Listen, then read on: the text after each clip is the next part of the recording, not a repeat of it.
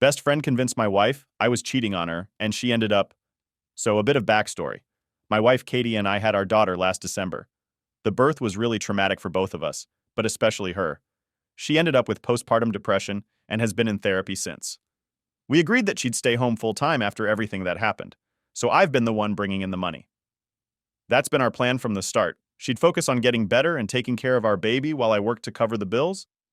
Everything was fine for the first few months. She had her therapy sessions, I did my job, and yeah, it was hard, but we were managing. But then, about a couple of months ago, my boss came to me with this project. It was one of those big opportunity things, you know? A lot of overtime, but it would be great for my career and also a nice financial bump for us. I talked to Katie about it, explained that it'd be intense for about 4 weeks, and she was totally on board. We figured her mom and her best friend Molly could help with the baby while I focused on work. Now, Molly's been Katie's best friend forever. She's a stay-at-home mom too, with two little kids, so it made sense for her to come over and help out during the day. At first, it was going great. Katie seemed a little more relaxed, Molly was good with the baby, and I felt like we had a solid support system going on. But as the project stretched on, things started to feel off. It was during the third week that I first noticed something weird. Katie was colder with me.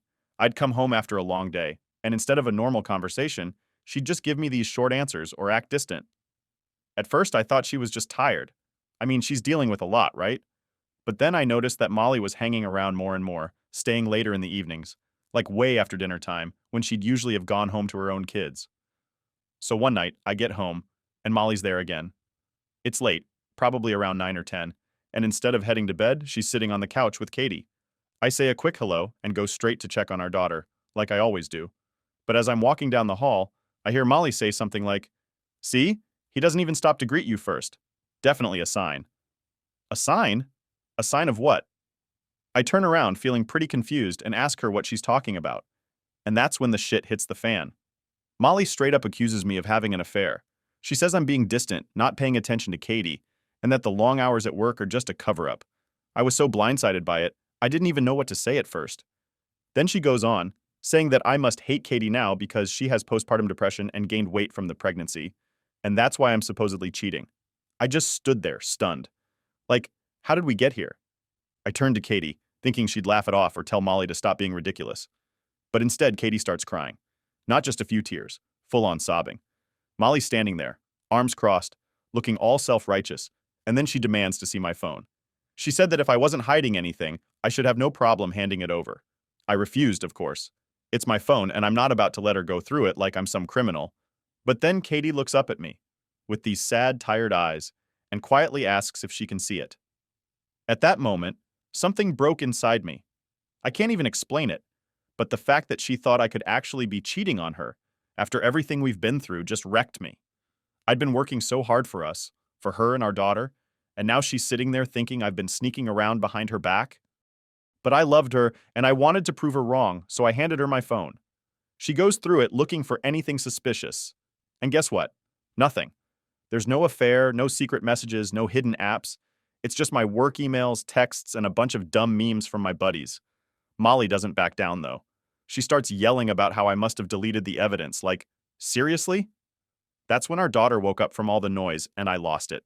I told Molly to get out of our house. I was done with her. She was causing more harm than good, and I wasn't going to let her keep stirring up this drama. Molly storms out, and I'm left with Katie, who's still crying on the couch. I wanted to comfort her, but I was so mad and hurt that I couldn't even think straight. Once I got our daughter back to sleep, I sat down next to Katie and tried to talk to her. I asked her why she didn't just come to me if she was worried. Why did she listen to Molly over me? She didn't have a real answer. She said she's been scared ever since I started working more, and Molly kept telling her that the extra hours, the overtime, were all signs of an affair. I reminded her that we talked about the project before I even accepted it. We knew it would be intense, but it was supposed to be a good thing for us, not something that'd tear us apart. She finally said she was sorry, that she shouldn't have doubted me. She even apologized for going through my phone. But the damage was already done, you know? Like, even though she said she believed me, the fact that she thought I was capable of cheating just didn't sit right with me.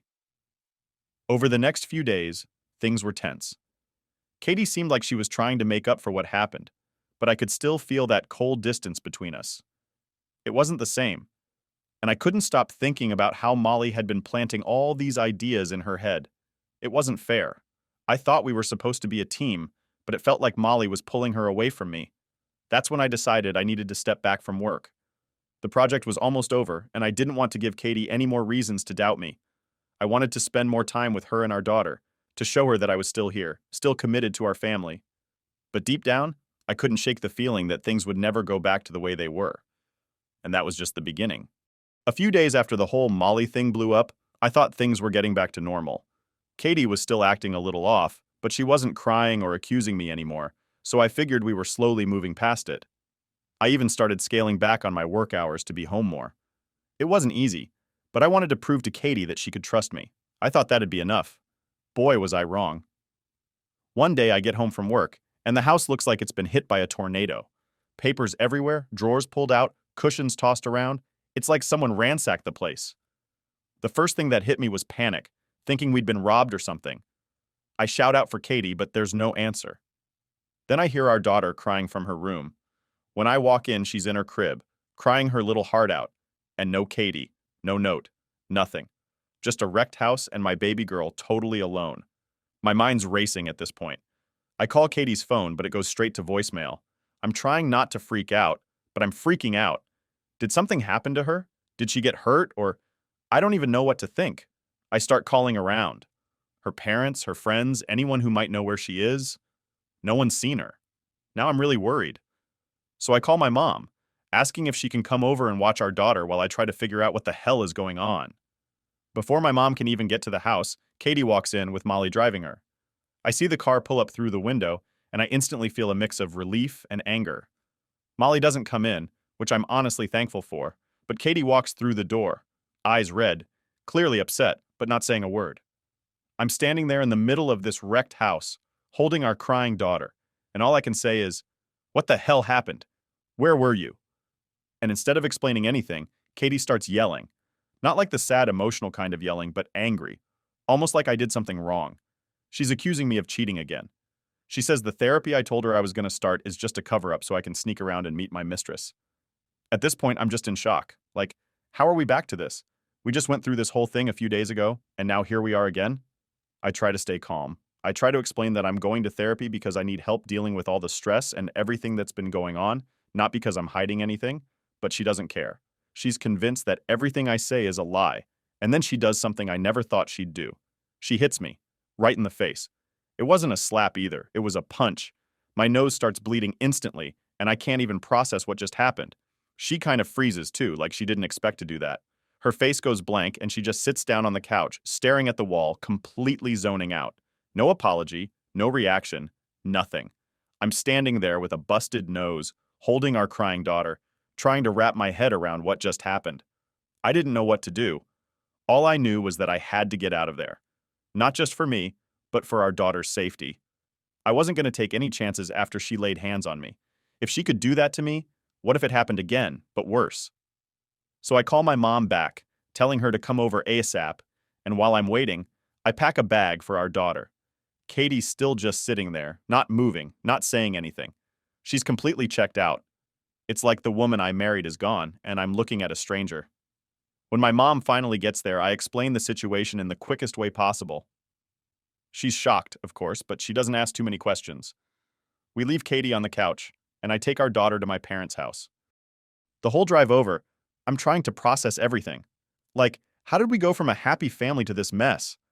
I know Katie's dealing with a lot mentally, but I never thought things would get this bad. I'm scared for her, but I'm also scared for myself and our daughter. I can't let this keep happening, but I also don't want to just abandon her. She's sick, I know that. But where do I draw the line between helping her and protecting myself? Once we're at my parents' place, I drop off my daughter with my dad and head straight to urgent care. My nose was throbbing the whole time, and I had blood all over my shirt. The doctor said it wasn't broken, but that it was going to be sore for a while. They gave me some pain meds and sent me home. By the time I got back to my parents' house, it was late and my daughter was already asleep. I sat down with my mom, trying to explain everything that happened, but even as I said it out loud, it didn't feel real. My wife had hit me. My wife, the woman I love and had a child with, actually hit me, and now I had no idea what was going to happen next. The next morning, Katie's parents called me. They were obviously worried about her, and I told them what happened. I didn't mention the hitting part, though. I couldn't bring myself to say it, but they knew something was seriously wrong, and they suggested inpatient treatment for her. It was the first time anyone had said something that made sense. We agreed to separate for now. Katie would stay with her parents, and I'd stay at mine with our daughter. I wasn't ready to go straight to divorce, but I couldn't go back to living with her. Not like this. Not after what happened. I needed to protect myself and my daughter, and I couldn't trust Katie to not hurt me again. That night, lying in bed at my parents' house, I realized I needed to do more than just wait for things to get better. I needed to take action, make sure I was legally protected if things went south. I started documenting everything: the ransacked house, the accusations, the hitting. I didn't want to think about a custody battle. But at the same time, I couldn't ignore that it might be coming. My heart was broken. I love Katie, but this wasn't her anymore. This was something else, something dark and messed up that had taken over. And as much as I wanted to believe she'd get better, I had to face the reality that she might not. So I did the only thing I could do. I kept my distance, prayed for her to get help, and made sure my daughter and I were safe. Update 1. So after that night, I moved in with my parents, like I said. It wasn't easy. Every day I was thinking about what the hell had gone wrong in my marriage. Katie and I had always been close, and now it felt like I didn't even know her anymore.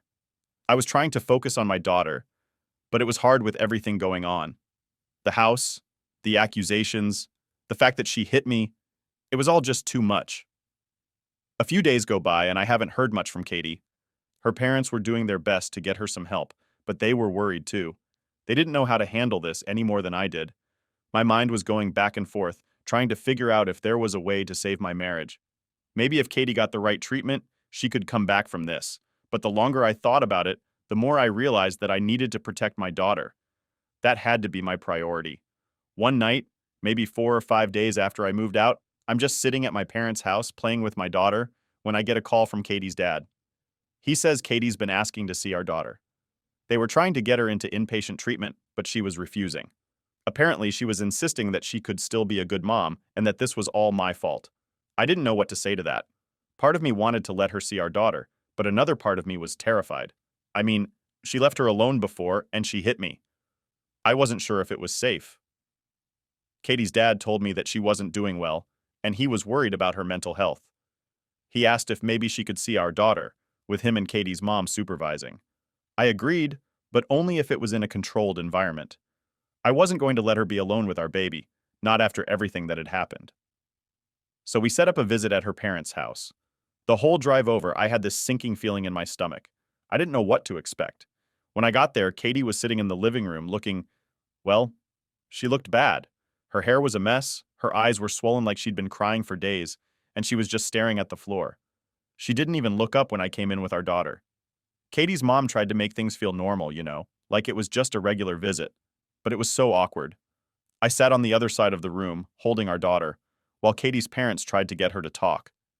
She didn't say much, just a few words here and there, mostly about how she missed our daughter and how this was all my fault. I could see her mom getting uncomfortable, but she didn't say anything. They were obviously walking on eggshells around Katie. The visit was only about an hour, but it felt like forever. I was relieved when it was over. Katie barely interacted with our daughter at all. She just kept staring at her, and then back at me, like I was the enemy. I tried to talk to her, to ask if she was going to get help, but she just ignored me. Her dad finally stepped in and said it was time to wrap things up, and I was out of there as fast as I could. On the way back home, my phone buzzes. It's a text from Katie. She's angry again, accusing me of turning our daughter against her, saying I was keeping her away on purpose. I didn't even respond. I couldn't. There was no reasoning with her at this point. Every time I tried to explain myself, it just made things worse. Then, a couple of nights later, something crazy happens. It's late, probably around midnight, and I'm about to head to bed when I hear a knock at the door. My heart sinks because I've got a bad feeling about who it could be. I peek through the window and sure enough, it's Katie. She's standing there, looking frantic, with Molly by her side. I open the door just a crack and ask what's going on. Katie starts yelling, saying she wants to take our daughter, that she's her mother and has every right to have her back. I can barely get a word in before she's pushing at the door trying to get inside. I stand my ground, telling her she can't just show up like this in the middle of the night and demand to take our daughter. Molly, of course, is egging her on, telling her that she should call the cops on me, that I'm keeping Katie from her child.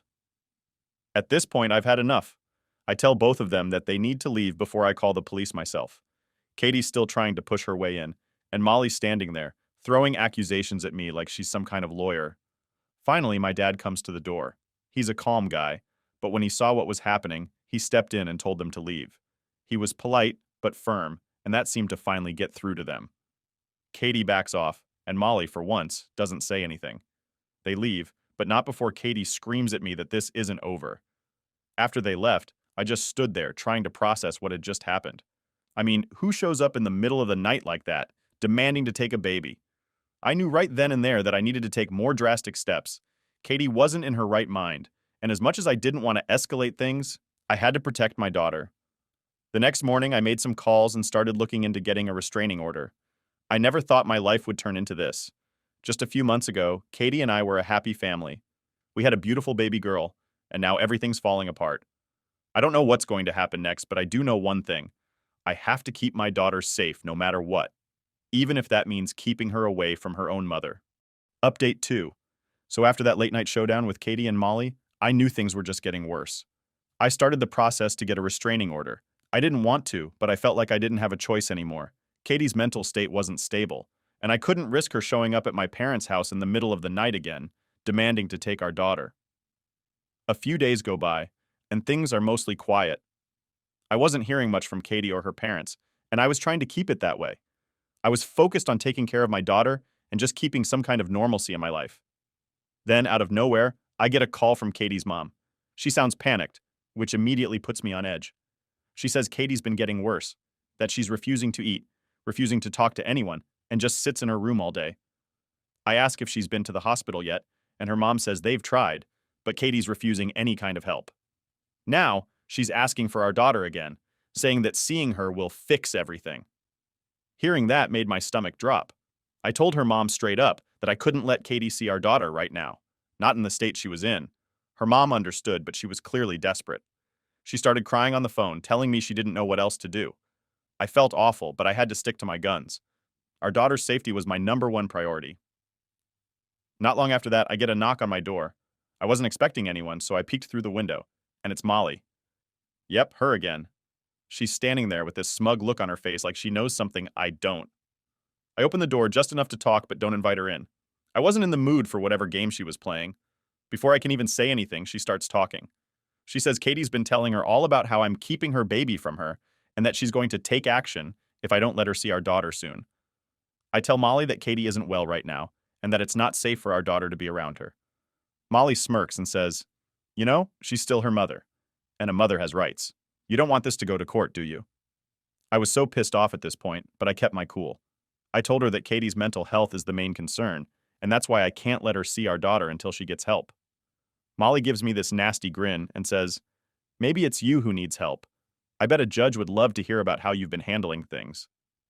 That's when I shut the door in her face. I wasn't going to entertain her manipulations anymore. I knew Molly was just trying to get under my skin, and I wasn't falling for it, but I couldn't shake the feeling that she wasn't bluffing about going to court. A few days later, I get another call, but this time it's from Katie herself. Her voice is shaky and she's crying. She says she's sorry for everything, that she knows she's been acting crazy, and she just wants to make things right. I'll be honest, part of me wanted to believe her. I wanted to believe that she was finally realizing she needed help and that we could fix things. But deep down, I didn't trust it. The way things had escalated, it just didn't seem like something she'd come to on her own. It felt like another manipulation. Still, I told her I was glad she was apologizing and asked if she was ready to go to the hospital. That's when the conversation flipped. She started crying harder and saying she didn't need a hospital, she just needed our daughter, that our daughter would make everything better. She even said that once she had her back, I could move back in and we could be a family again. It was like everything came crashing down in that moment. I realized she didn't want help. She just wanted to control the situation, and our daughter was her way of doing that. I told her I couldn't let her see our daughter right now, and that she needed professional help. And then she lost it. She started screaming at me over the phone, saying I was stealing her child, that I was turning everyone against her, and that I was a terrible father. I tried to calm her down, but it was useless. She was completely out of control. I hung up the phone, feeling a mix of anger, sadness, and just plain exhaustion. How did it get this bad? How did we go from a happy family to this disaster? The next day, I got a call from Katie's dad. He told me they were finally taking her to the hospital. Apparently, after that phone call with me, she had another breakdown, and they had no choice but to admit her. I didn't know if I should feel relieved or guilty. I didn't want her to suffer, but I knew this was the only way she'd get better. A few days passed, and things were quiet again. Katie was in the hospital, getting the help she needed. I was finally starting to feel like maybe things were going to settle down. Maybe we could all heal from this. But then, just when I thought things were calming down, I got hit with something I didn't expect at all. Katie's parents called me again, but this time, it wasn't to give me an update on her condition. It was to tell me that Molly had filed a restraining order against me. I couldn't believe it. After everything she'd done, manipulating Katie, trying to break up our family, now she was turning the tables and making me the villain. Apparently, Molly claimed I had been emotionally abusive toward Katie and that I was a danger to both Katie and our daughter. It was all complete bullshit, but the fact that she'd gone to this length was insane to me. I didn't know what she hoped to gain from it, but it was clear she wasn't done messing with my life. Now, I'm not only dealing with my wife's mental health crisis, but I'm also fighting off false accusations from her manipulative best friend. It feels like everything's spiraling out of control, and I don't know what's coming next. Update 3. So after the whole restraining order thing from Molly, I was honestly in shock. I couldn't believe she'd stooped that low.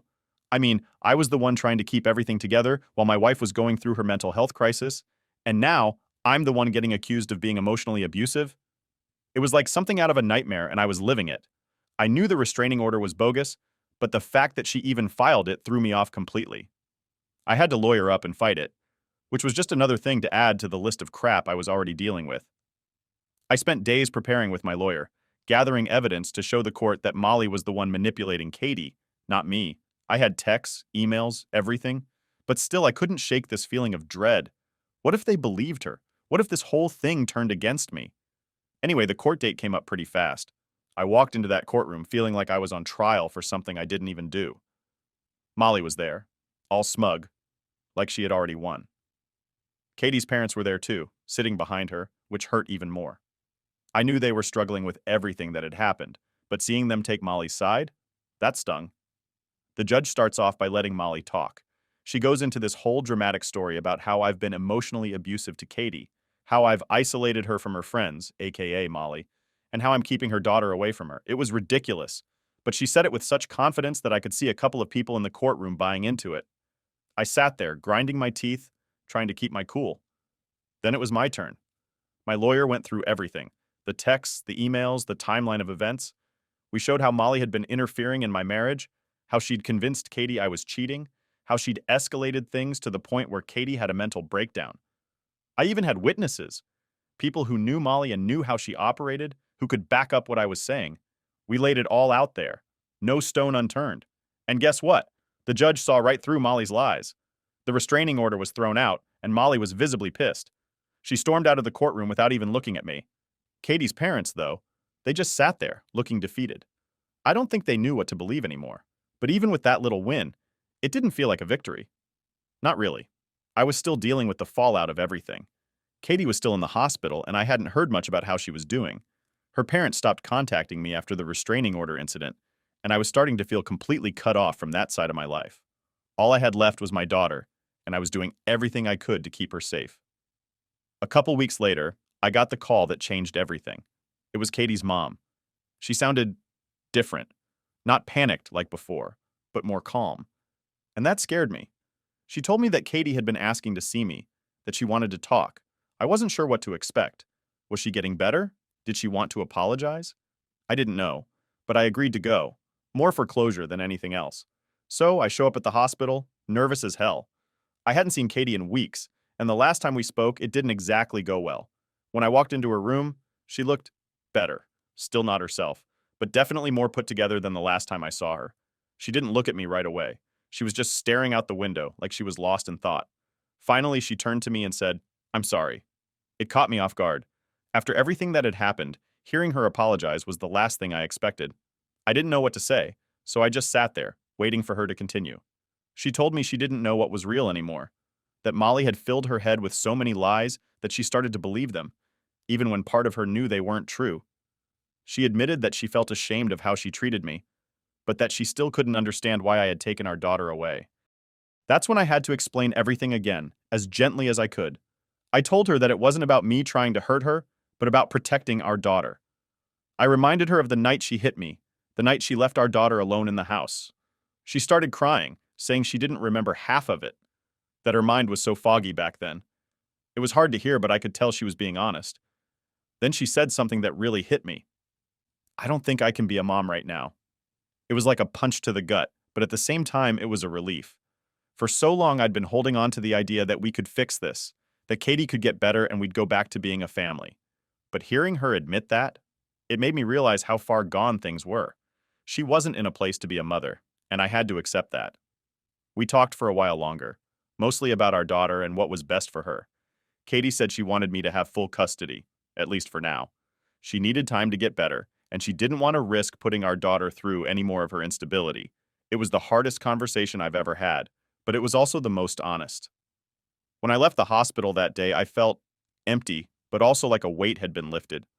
I knew Katie wasn't out of the woods yet, but at least now there was some clarity. I wasn't living in this constant state of uncertainty anymore.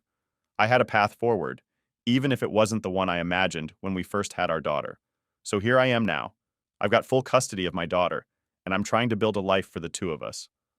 Katie's still in treatment, and I visit her occasionally, but things aren't the same. I don't know if they ever will be, but at least I know I did everything I could. And now, it's about moving forward, one step at a time.